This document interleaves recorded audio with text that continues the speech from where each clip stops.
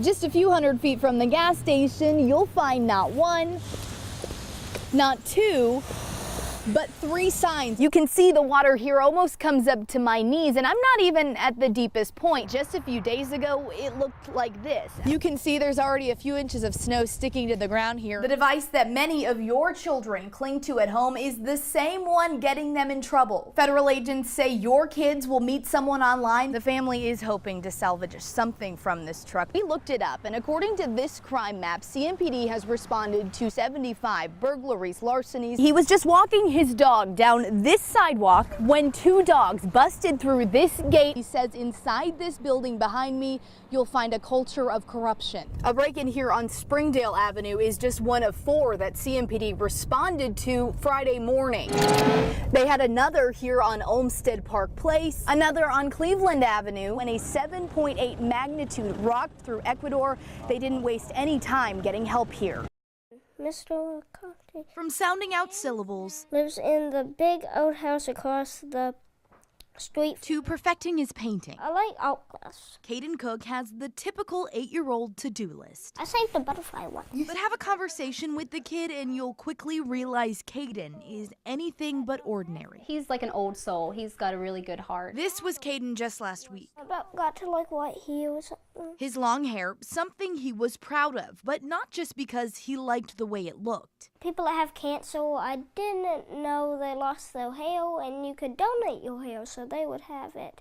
So I planned that I would do that. He just said that he wanted to help, and we just told him, I mean, it was his hair, if he wanted to grow it out, to do it. Caden spent 2 years of his little life growing out his hair, and he admits his classmates didn't always understand. They bullied me sometimes. They called me a girl because I had long hair.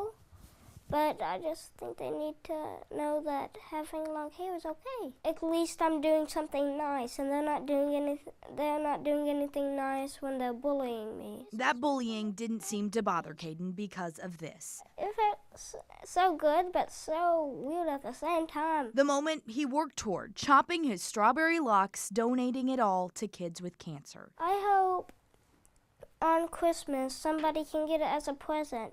Boy or girl, I don't care as long as they get hair and they're happy. It makes you feel like you did something right, that you got a really good kid. A child wise beyond his years that's figured out the calling of Christmas, giving to others. I hope that they think about people that are sick and they can do something to help somebody, to help each other. In Statesville, Sarah Blake Morgan, WBTV, on your side.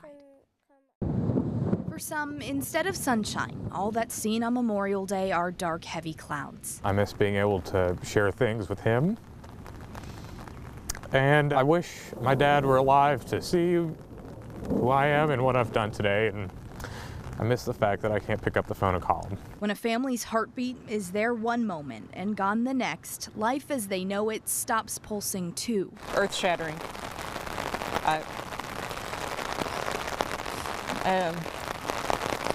There's only one reason why a group of guys in Class A's comes to see you. Sergeant First Class Jim Oxner was a husband to Ann, father to Nick and Megan, and a prestigious Green Beret in the United States Army.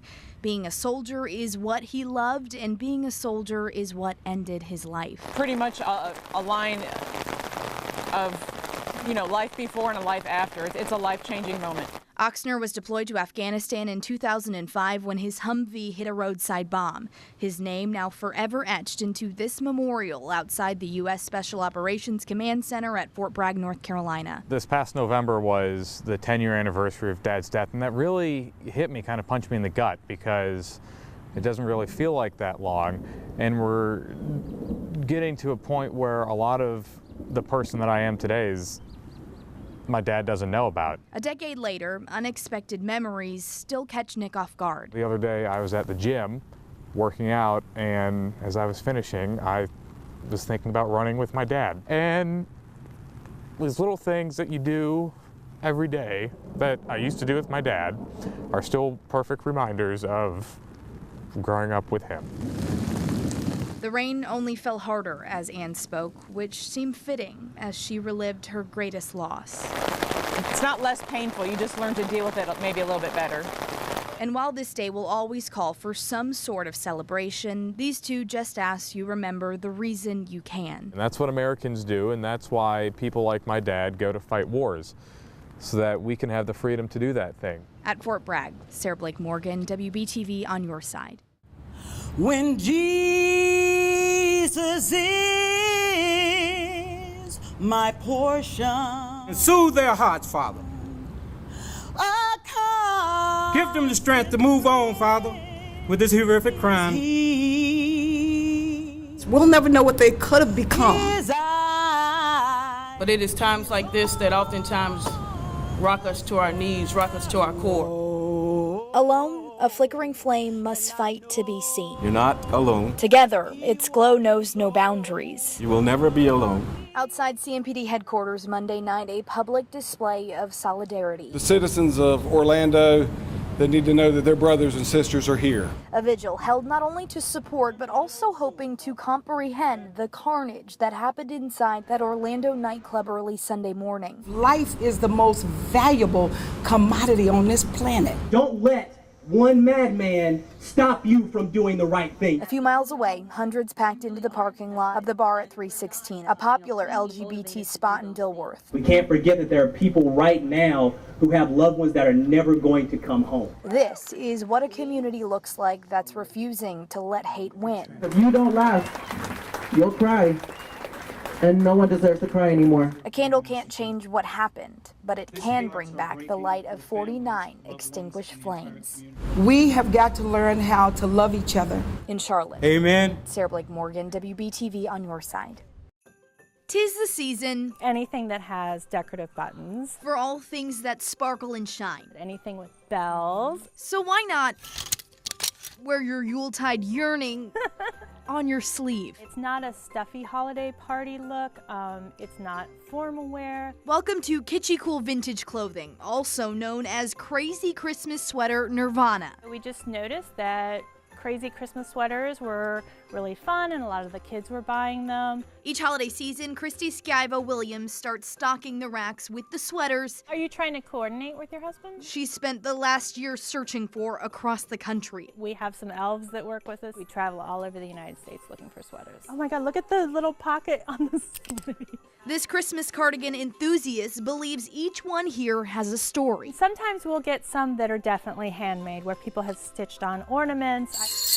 Shopping resale is a good alternative. This would all be in the landfill. So what makes the perfect holiday hand-me-down? We like it to have bling. We like it to be three-dimensional. By December 25th, this place will come close to selling out, proving Charlotte's Christmas spirit is quite contagious. It's supposed to be fun. You're not supposed to take yourself seriously. In Charlotte, This is hideous. Sarah Blake Morgan, WBTV on your side. What happened here You took my son. hangs over this man's family, You took part of me. like a dark canopy of clouds refusing to part. I feel like I'm in a dream, and one day I'm gonna wake up and all this will be a real, real bad dream. And so when I pinch myself, I say, yep, I woke. This is really happening. 21 days ago, I've just been numb. this is what 53-year-old Raymond Lipscomb's car looked like. A mangled mess of metal pieces still on the side of Shopton Road West today. I understand what's going on. I can function, but I'm just numb. Police say this man, 22-year-old Luis Gomez Espino, didn't have a license when he veered into oncoming traffic, hitting Lipscomb head-on. Gomez Espino's 16-year-old passenger was ejected and killed. Lipscomb was in a coma for 2 weeks before passing away last Tuesday. I want justice, because I want him to pay for what he's done, for the pain that he's caused us. Gomez Espino spent 8 hours in jail for the death of his passenger before bonding out. After Lipscomb's death, police added another charge to his name, but he hasn't been arrested yet. You're free to keep doing whatever you were doing. You know, my brother can't do nothing now. He can't hold his grandkids, can't kiss his wife. The sting of that reality may never disappear, but it may dull if this family can face the one they believe brought it upon them. And until we have justice, this pain gonna always be worse. In Charlotte, It ain't gonna never get better. Sarah Blake Morgan, WBTV on your side. 9-year-old Jackson spends a lot of time perfecting his piano playing. But scaling the keys isn't as easy with his new necessity. He said, you know what, I get this, you get these, and he gave me the practice gloves. Jackson is talking about this moment with number 59 himself, Luke Kuechly, a moment he calls one of the best moments of my life. This is so cool. Last week, Jackson and his family waited outside Panther practice to offer his favorite player a good luck charm. I decided, oh, maybe I should give the card to Luke Kuechly, not just for him to sign, but for him to keep. He named it the Kuechly card, and it actually made it through a few rounds of the Cub Scouts Pinewood Derby. Very first race he won, and we got so excited, and we thought, Luke Kuechly's good luck for us. Which is why Jackson thought it belonged to its namesake. Are you sure? Oh, thank you, man. Did you win? Gave it to him, and he said, do you want me to sign it?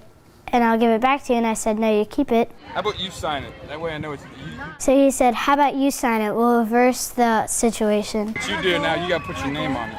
That's the rule. We were all kind of just amazed that he took that time to sit there and focus on Jackson. I mean, it was, a full minute and a half where they're interacting. A football star and a fourth grader, one-on-one. He said he'd hang it in his locker. As if no one else was around. I get your thing, you get these. What do you think? He definitely is a public figure that little boys can look up to and admire. Thank you very much. In Charlotte. Good luck against the Cardinals. Sarah Blake Morgan. Crush them.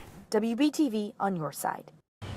Dilworth. It's a nice area, lots of stuff to do. Is certainly one of the jewels. You can walk anywhere. In the Queen City's crown. Neighbors are very friendly. But word on the street here is this neighborhood is getting some uninvited house guests. About a month ago, someone tried to kick in our door while we were asleep early in the morning. It was between like 6 and 7:30 a.m. This man who lives in Dilworth asked we not reveal his name, but says the criminals luckily took off. That day, I went out and got a home security system. But his near break-in only came after he says his car was targeted 3 times. It's pretty scary.